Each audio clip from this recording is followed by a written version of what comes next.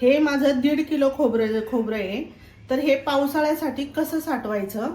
काय होतं, पावसाळ्यात काळं पडतं खोबरं, बुरशी येते आणि टिकत नाही पावसाळ्यावर खोबरं।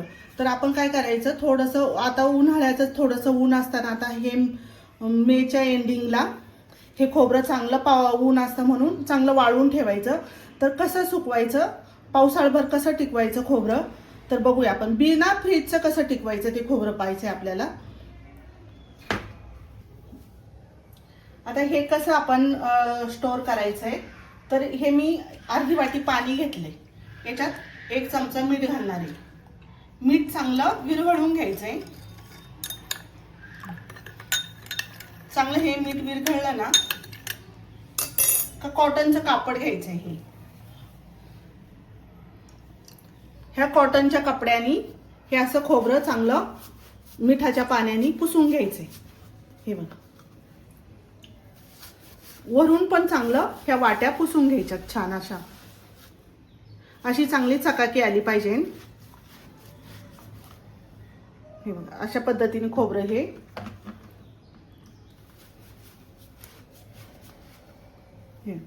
हे अजिबात काळं राहत नाही मिठाच्या पाण्याने, थोडं पण काळं राहत नाही आणि वाळवल्यावर इतकं चांगलं कडक वाळलं पाहिजे।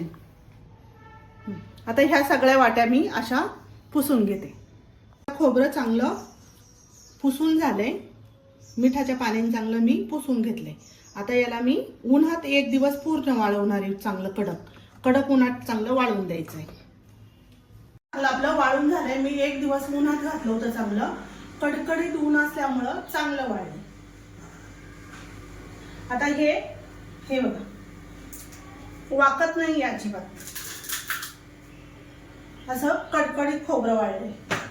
आणि ज्याच्यात जास्त तेल आहे ते पटकन वाकलं जातं। चांगलं वाळलं, हे याच्यात जास्त तेल असल्यामुळं हे बघा, हे वाकलं जातं पटकन। आता हे स्टोअर कसं करायचं खोबरं पावसाळ्यासाठी? पावसाळ्यात बरेच वेळा बुरशी येते, आतून काळं होतं। तर मी आता याला अशा चकत्या करून घेणार आहे, अशा पातळ चकत्या करून घ्यायच्या चांगल्या। तुम्ही येळीने चिरा किंवा सुरीने चिरता येत असेल तर सुरीने चिरा। ह्या अशा चांगल्या पातळ चकत्या करून घ्यायच्या। काय होतं, पावसाळ्यात बुरशी येते, बऱ्याच वेळा काळी बुरशी येते आणि फ्रीजमध्ये ठेवावं लागतं। फ्रीजमध्ये ठेवलं का खोबरं कापता येत नाही किंवा किसताही येत नाही फ्रीजचं खोबरं। म्हणून ह्या पद्धतीने तुम्ही नक्की स्टोअर करून बघा। आता मी हे सगळं खोबरं असं कापून घेते। हे आपलं हे खोबरं एवढं मी कापून घेतलंय चांगलं बारीक। हे एवढं खोबरं माझं बारीक करून झाले। आता हे चांगली स्वच्छ बरणी घ्यायची चांगली आणि हिच्यामध्ये स्टोअर करायचं। असं आपल्याला जेव्हा लागेल तेव्हा भाजीला आपण घेऊ शकतो, भाजायला किंवा भाजीला जसं लागेल तसं।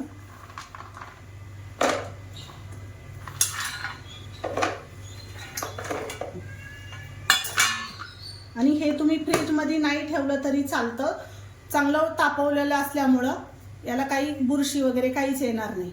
फक्त कोरड्या ठिकाणी चांगलं ठेवायचं, पाण्याचा हात अजिबात लावायचा नाही। आणि तुम्हाला वाटलं फ्रीजमध्ये ठेवायचं आहे तर फ्रीजमध्ये पण ठेवू शकता। आता आपण दुसरी पद्धत बघूया।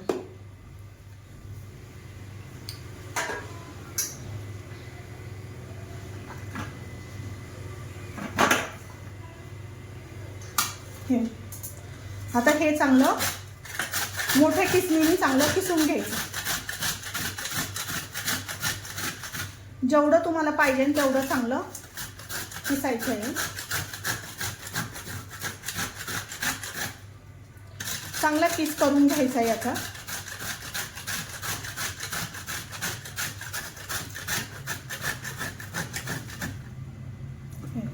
अशा पद्धतीने किस पाडून घ्यायचा याचा।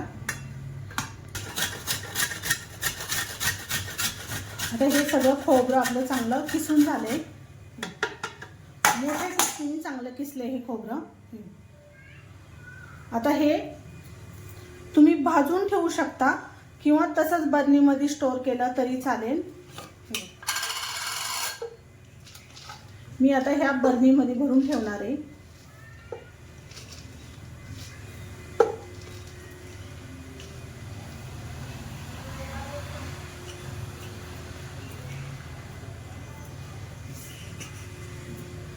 आणि याचं चांगलं घट्ट झाकण लावायचं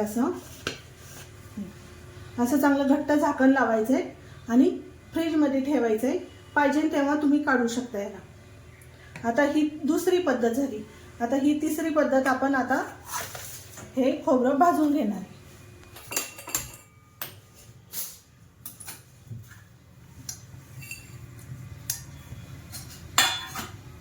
याला बिगर तेल घालतात, चांगलं भाजून घ्यायचं, अजिबात तेल वापरायचं नाही याला।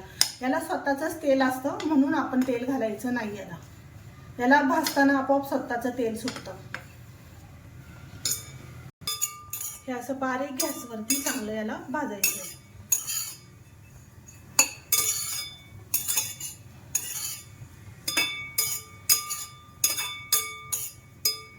जितकं बारीक गॅसवरती तुम्ही भाजाल तितकं खोबरं खमंग भाजतं आणि सगळ्या बाजूनी भाजलं जातं।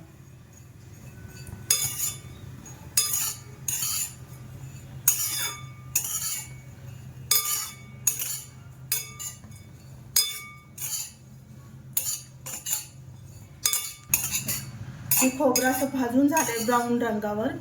हे बघा, आता मी बंद करते गॅसला आणि थंड करायला ठेवायचे आपल्याला। आता हे थंड करून घ्यायचे आणि मग वाटून घ्यायचे।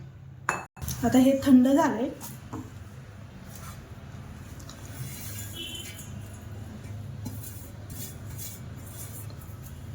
याला चांगलं बारीक वाटून घेऊया।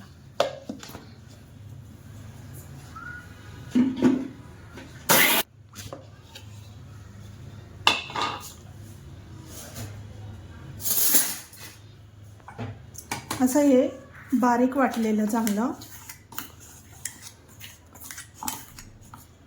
हे आपण आता एका बर्नीत भरून ठेवायचं आहे आणि जेव्हा तुम्हाला भाजीला वापरायचं आहे तेव्हा तुम्ही भाजीला वापरू शकता।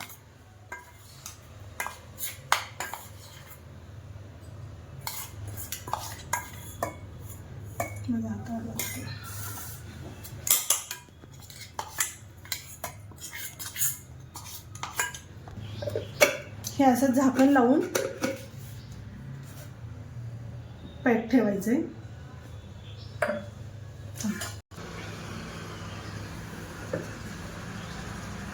हे आपले तिन्ही प्रकार करून झाले। नक्की अशा पद्धतीने स्टोर करून बघा। लाईक आणि सबस्क्राईब करायला विसरू नका।